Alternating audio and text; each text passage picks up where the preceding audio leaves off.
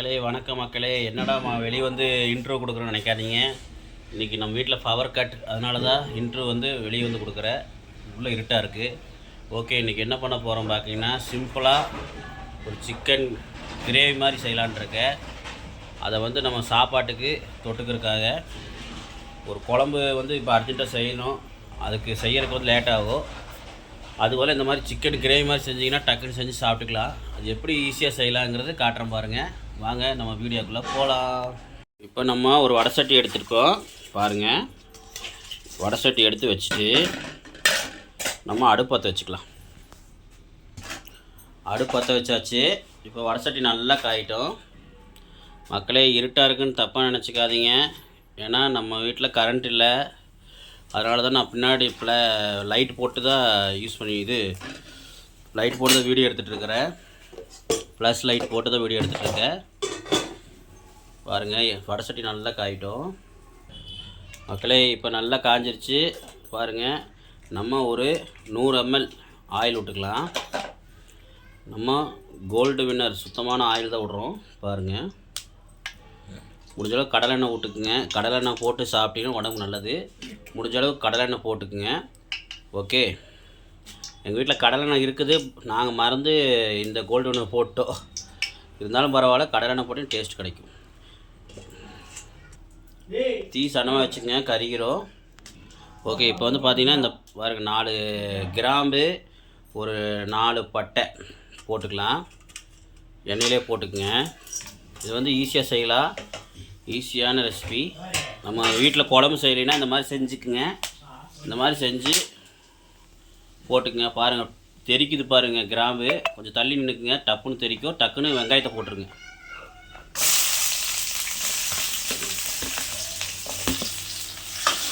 வெங்காயம் ஒரு 2 பெரிய வெங்காயம் போட்டிருக்கிறேன். நல்லா இந்த மாதிரி சன்னமாக அரிஞ்சு போட்டுக்குங்க. தக்காளி ஒரு 2 பெரிய தக்காளி இந்த மாதிரி அரிஞ்சு வச்சுக்கோங்க.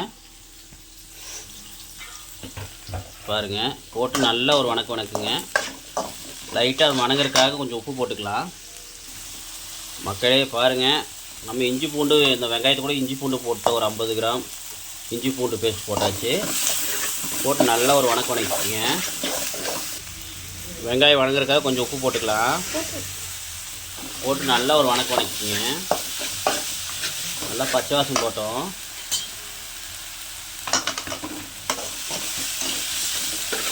ஓகே, இது வணங்கினதுக்கப்புறம் நான் காட்டுறேன். மக்களே, இப்போ வந்து பார்த்துட்டிங்கன்னா நம்ம தக்காளி சேர்த்திட்டோம்.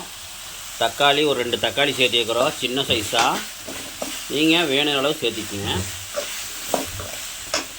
முடிஞ்ச அளவு 2 தக்காளி சேர்த்திக்குங்க. பாருங்க, இந்த சைஸுக்கு சேர்த்திக்குங்க. 2 தக்காளி சேர்த்திக்கிறோம். வெங்காயம் கூட 3 கூட போட்டுக்குங்க. ஆனால் தக்காளி 2 போட்டுக்குங்க. தக்காளி ரொம்ப போட்டிங்கன்னா இனிப்பாயிரும்.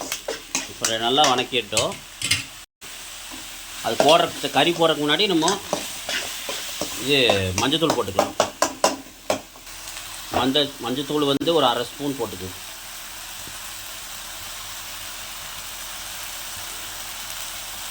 போதும். மக்களே பாருங்கள், நல்லா வணக்கியாச்சு பாருங்கள். இப்போ நம்ம கறி ஒரு 1/2 கிலோ வாங்கி வச்சுருக்குறோம். பாருங்கள், இந்த கறியை போட்டுக்கலாம். நம்ம எப்போயுமே கோழிக்காடு வந்து ஒரு 2 சேர்த்து தான் வாங்குவோம். ஏன்னா கோழிக்காடு வந்து எங்களுக்கு குழந்தைங்களுக்கு ரொம்ப பிடிக்கும். அது வந்து உடம்புக்கு வந்து நல்லது. அது வந்து தோலுக்கு வந்து ரொம்ப ரொம்ப ஸ்ட்ராங்காக இருக்கும் உடம்புக்கு. அதனால தான் நாங்கள் கோழிக்கால் அதிகமாக வாங்கி சாப்பிடுவோம். ஒரு நாள் உங்களுக்கு கோழிக்கால் வச்சு ஒரு டிஷ்ஷு பண்ணி காட்டுறேன். ஓகே, எல்லோரும் நினைப்பாங்க கோழிக்கால் வச்சு என்னடா சாப்பிட்றாங்களா அப்படின்னு. கோழிக்காலில் சிலர் சாப்பிட மாட்டாங்க, அறிவுப்படுவாங்க. ஆனால் அவங்களுக்குலாம் ஒன்று சொல்லிக்கிறேன். கோழிக்கால் இன்னும் கொஞ்சம் தேவையான உப்பு போட்டுக்குங்க.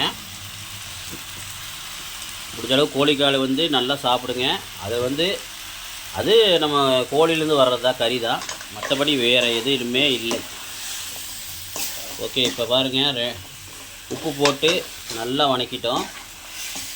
பாருங்கள், நல்லா கறி அதெல்லாம் போட்டு நல்லா வணக்கினதுக்கப்புறம் நம்ம மசாலா சேர்த்திக்கலாம். மக்களே, இப்போ வந்து நம்ம ஒரு ஸ்பூன் சைஸுக்கு சிக்கன் தூள் போட்டுக்கலாம். ஓகே மக்களே, சிக்கன் தூள் போட்டாச்சு. இப்போ வந்து நம்ம கறி மசாலா கொஞ்சம் 1 ஸ்பூன் போட்டுக்கலாம். ஓகே போட்டாச்சு மக்களே. வீடியோ கொஞ்சம் அப்படி இப்படி இருந்தால் கொஞ்சம் மன்னிச்சுக்கோங்க. கரண்ட் இல்லை, நாங்கள் ஃப்ளாக்ஸ் லைட்டில் போட்டு தான் நாங்கள் வீடியோ எடுத்துகிட்ருக்குறோம், தப்பாக நினச்சிக்காதீங்க. ஓகே இப்போ நல்லா இது பரட்டிடலாம்.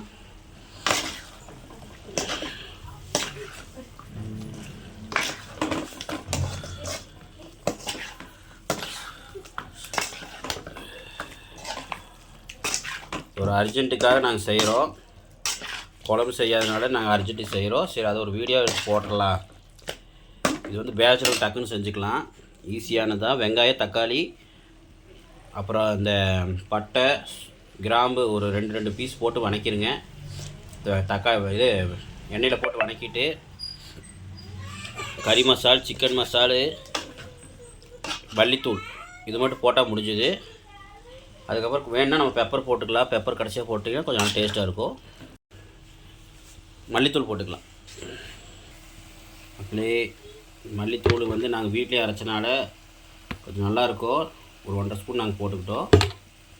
ஓகே, நீங்கள் வந்து கடையில் வாங்குற மாதிரி இருந்தால் ஒரு ஸ்பூன் போட்டுக்குங்க. இப்போ அவ்வளோதான் பாருங்கள், நல்லா ஒரு பேட்டு கட்டி விட்ருங்க. நீங்கள் என்ன பண்ணுறதுன்னா, சில பேர் என்ன பண்ணுவாங்கன்னா, நல்லா மசாலா போட்டதுக்கப்புறம் தண்ணி ஊற்றி விட்ருவாங்க பரட்டாமையே. அப்படி போட்டிங்கன்னா, தண்ணி ஊற்றிட்டிங்கன்னா மசால் வந்து கறியில் ஒட்டாது. உடனே தண்ணியில் ஊற்றக்கூடாது. முதல்ல வந்து ஒரு 1/2 டம்ளர் தண்ணி ஊற்றிக்கிங்க. ஊற்றி நல்லா கிளறணும். ஒரு 1/2 டம்ளர் தண்ணி ஊற்றி ஒரு நல்ல ஒரு பரட்டிங்க.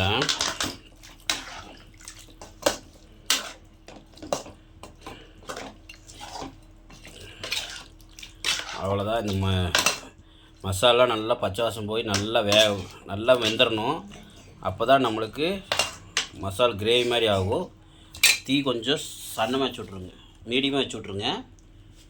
மீடியமாக வச்சு விட்டு நல்லா ஒரு பரட்டி விட்டுட்டு உப்பு செக் பண்ணிவிட்டு மூடி வச்சுருங்க. உப்பு கரெக்டாக இருக்கணும், அப்போ தான் உப்பு வந்து இந்த கறியில் பிடிக்கும். ஓகே இப்போ வந்து நம்ம தட்டு போட்டு மூடி வச்சிடலாம். அந்த தட்டு போட்டு மூடுறதுக்கு முன்னாடி கருவேப்பிலை வந்து நான் போட மறந்துட்டேன். ஆரம்பத்தில் நம்ம மேலே லைட்டாக தூவி விட்டுக்குவோம். அவ்வளோதான். இப்போ ஒரு பரட்டி விட்டு நம்ம மூடி வச்சுக்கலாம். பாருங்கள், இப்போ மூடி வச்சுட்டு மீடியமாக வச்சு விட்ருங்க. அப்போ தான் வெந்துட்டுருக்கோம். நீங்கள் ஸ்பீடாக வச்சிங்கன்னா உங்களுக்கு கறியில் திரிஞ்சு போயிடும், தண்ணி ஆயிரும். மீடியமாக வச்சிங்கன்னா தான் நல்லா வெந்து நல்லா கிரேவி கண்டிஷன் கிடைக்கும். பாருங்கள், கொதிக்குதா? நம்ம நல்லா மூடி வச்சுருவோம், வேகட்டும். ஒரு 10 நிமிஷம் கழித்து பார்க்கலாம். மக்களே, இப்போ வந்து பார்த்தீங்கன்னா 10 நிமிஷம் ஆயிடுச்சு. வாங்க நம்ம திறந்து பார்க்கலாம். இங்கே பாருங்கள் மக்களே, இங்கே பாருங்கள். நான் எதுக்கு சன்னமாக வைக்க சொன்னேன்னு இதனால தான், பார்த்துக்குங்க. அப்படியே அந்த எண்ணெயெலாம் பிரிஞ்சு அப்படியே கிரேவி மாதிரி ஆயிரும். இதுக்கு தான் நான் வந்து சன்னமாக வைக்க சொன்னேன். பாருங்கள் எவ்வளோ நல்லா சாஃப்டாக வெந்து, இங்கே பாருங்கள் மசாலாலாம் நல்லா வெந்து அப்படியே சூப்பராக இருக்குது. பார்த்தீங்களா? இது ஸ்பீடாக வச்சுருந்திங்கன்னா தீஞ்சு போயிருக்கோ, கொலன்னு ஆயிருக்கோ. கறியில் வந்து சரியாக வேகாது, மசாலா தனித்தனியாக போயிருக்கும். பாருங்கள், அதுக்கு தான் சன்னமாக வைக்க சொன்னேன். இப்போ நம்ம வேணுங்கிற அளவு இன்னொரு அரைவாசி தண்ணி ஊற்றினா போதும். ஏன்னா நம்ம செய்கிறது வந்து கிரேவி, அதனால தான். இன்னொரு 1/2 டம்ளர் தண்ணி ஊற்றிங்க போதும். உங்களுக்கு எவ்வளோ சைஸுக்கு தேவைப்படுதோ அவ்வளோ ஊற்றிக்கிங்க.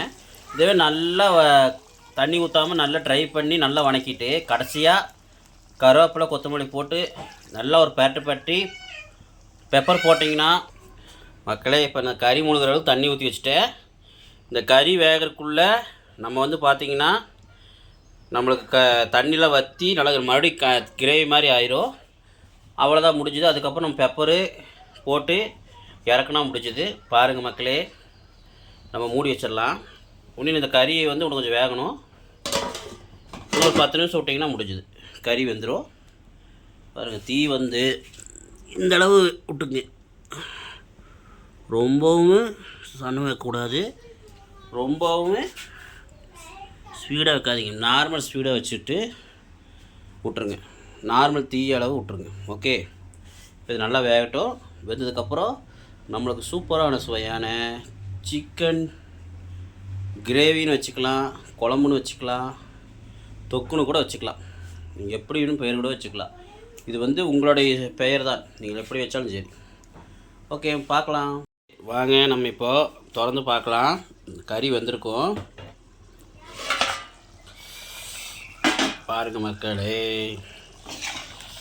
நல்லா வெந்து இந்த எண்ணெயெலாம் பிரிஞ்சு வந்திருக்கு பாருங்கள். ஓகே, இப்போ நம்ம ஃபைனல் டச்சாக நம்ம என்ன பண்ண போகிறோன்னா கொஞ்சம் பெப்பர் போட்டுக்கலாம். பெப்பர் வந்து ஆப்ஷன் தான், நீங்கள் வேணால் போட்டுக்கங்க. நான் வந்து போடுறேன்னா டேஸ்ட்டுக்காக போடுறேன். எங்களுக்கெல்லாம் சளி பிடிச்சிருக்குது, அதனால் போடுறேன். லைட்டாக தான் போடுறேன், நீங்கள் வேணுங்களோ போட்டுக்குங்க. போட்டு ஒரு பேட்டி விட்ருங்க.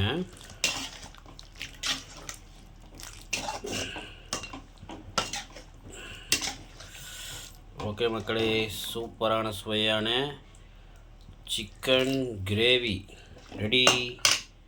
ஓகே மக்களே, வாங்க நம்ம சாப்பிடும்போது காட்டுறேன் எப்படின்னு.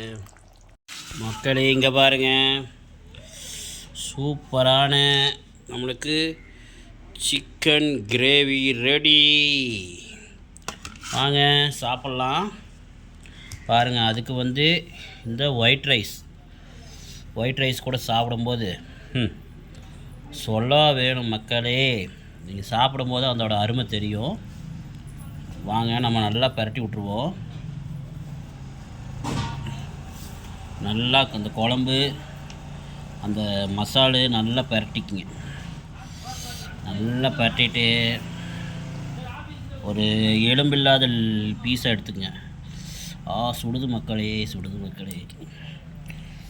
எலும்பு சுடுது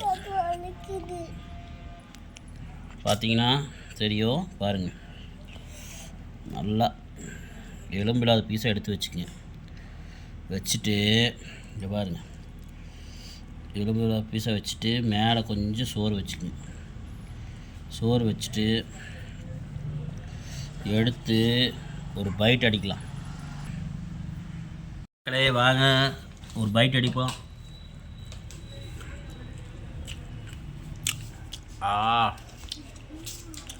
மழை வர மாதிரி இருக்குது. இந்த கிளைமேட்டுக்கு அது சாப்பிடும்போது அப்படியே அல்டிமேட். ஓகே மக்களே, குழந்தைங்களாம் வந்து வெறும் உடம்போடு இருக்கிறாங்க, அதனால் அவங்களுக்கு காட்டல. ஓகே, இதே மாதிரி நல்ல ஒரு வீடியோவில் சந்திக்கலாம். மீண்டும் ஒரு பெஸ்ட்டான வீடியோ கொடுக்குறேன். இந்த வீடியோ பிடிச்சிருந்தா லைக் பண்ணுங்கள், ஷேர் பண்ணுங்கள், கமெண்ட் பண்ணுங்கள். மறக்காமல் பெல் பட்டனை தட்டி விட்ருங்க. அப்போ தான் நாங்கள் போகிற வீடியோவில் உங்களுக்கு நோட்டிஃபிகேஷனாக வரும். ஓகே, இதே மாதிரி ஒரு நல்ல வீடியோவில் சந்திக்கலாம். பாய். எச்சக்கையாக இருக்குது, சாரி, பாய்.